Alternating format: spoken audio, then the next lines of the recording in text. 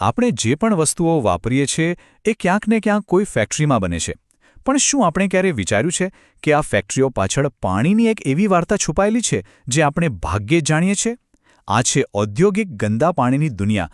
પણ સવાલ એ છે કે આટલું બધું પ્રદૂષિત પાણી આખરે જાય છે ક્યાં?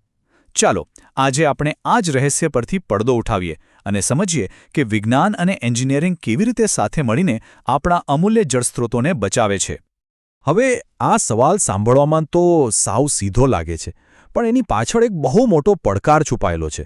જરા વિચારો, જો દરેક ફેક્ટરીમાંથી નીકળતું કેમિકલવાળું પાણી સીધું જ આપણી નદીઓમાં ભળી જાય તો શું થાય? જળચર જીવોનો નાશ, જમીન પ્રદૂષિત અને પીવાના પાણીની અછત. આ એક ગંભીર પર્યાવરણીય સમસ્યા છે. તો આ અદૃશ્ય ખતરાનો સામનો કેવી રીતે થાય છે?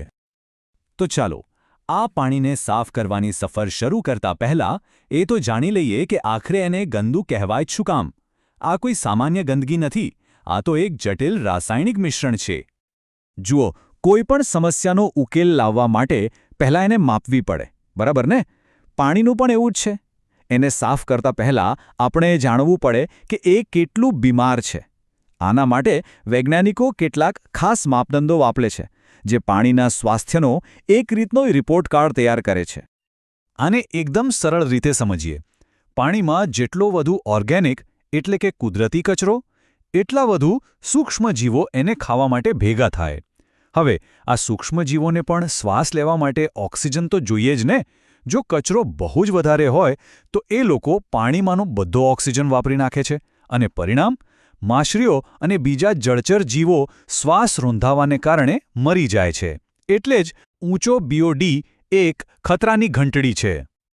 તો BOD તો થયું કુદરતી કચરાનું માપ, પણ ઔદ્યોગિક પાણીમાં તો એનાથી પણ ખતરનાક વસ્તુઓ હોય છે, એવા કેમિકલ્સ જેને સૂક્ષ્મજીવો પણ પચાવી નથી શકતા.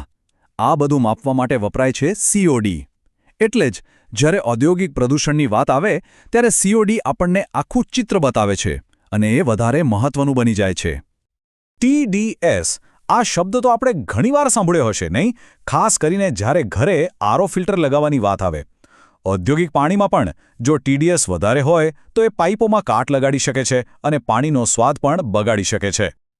તો સમસ્યા તો આપણે બરાબર સમજી લીધી. BOD, COD, TDS. પણ આ બધાનો તોડ શું? આ જટિલ પ્રદૂષણને દૂર કરવાનો ઉપાય કયો?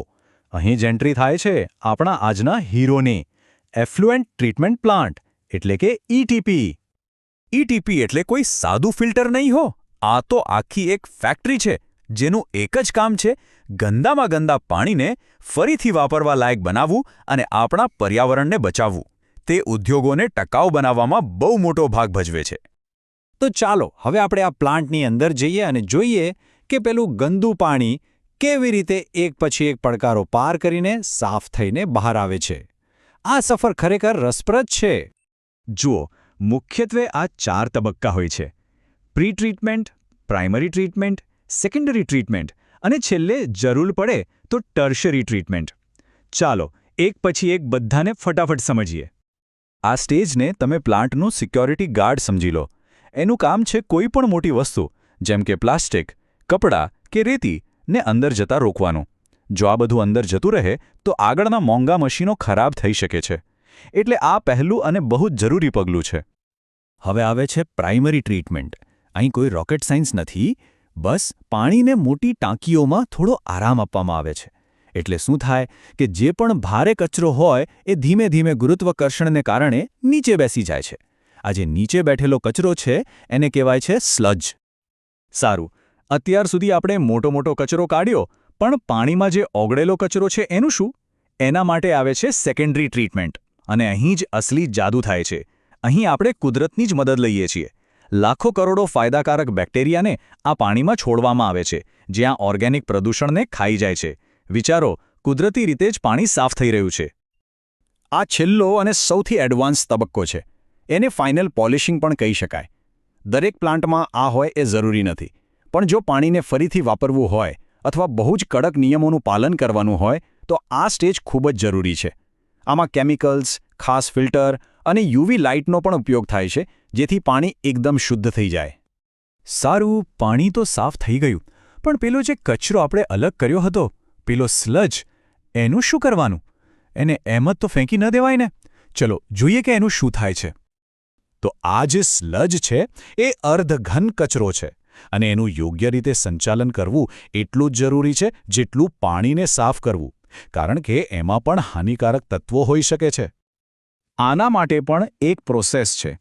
પહેલાં સ્લજને ઘટ્ટ કરવામાં આવે છે. પછી એમાંથી બધું પાણી નીચોવી લેવામાં આવે છે, જેને ડી-વોટરિંગ કહે છે. અને છેલ્લે જે સૂકો કચરો વધે છે એનો સુરક્ષિત રીતે નિયમો પ્રમાણે નિકાલ કરવામાં આવે છે. ઓકે, તો આખી પ્રક્રિયા તો આપણે સમજી ગયા, પણ દરેક ટેકનોલોજીની જેમ આના પણ કેટલાક ફાયદા છે અને કેટલીક મર્યાદાઓ પણ છે. ચાલો એના પર એક નજર કરીએ. જુઓ, ફાયદા તો એકદમ સ્પષ્ટ છે. આપણા પાણીના સ્ત્રોતો બચે છે, પ્રદૂષણ ઘટે છે અને એ જ પાણીને ફરીથી વાપરી શકાય છે.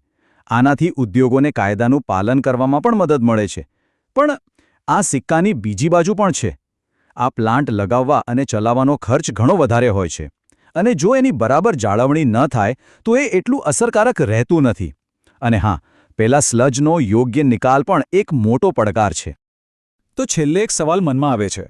જે રીતે દુનિયામાં ઉદ્યોગો વધી રહ્યા છે અને પાણી જેવા કુદરતી સંસાધનો ઘટી રહ્યા છે, એ જોતા શું આવી એડવાન્સ વોટર ટ્રીટમેન્ટ ટેકનોલોજી આપણા માટે ફક્ત એક વિકલ્પ છે કે પછી ભવિષ્ય માટે એક અનિવાર્ય જરૂરિયાત? આ સવાલ પર વિચારવા જેવું ખરું.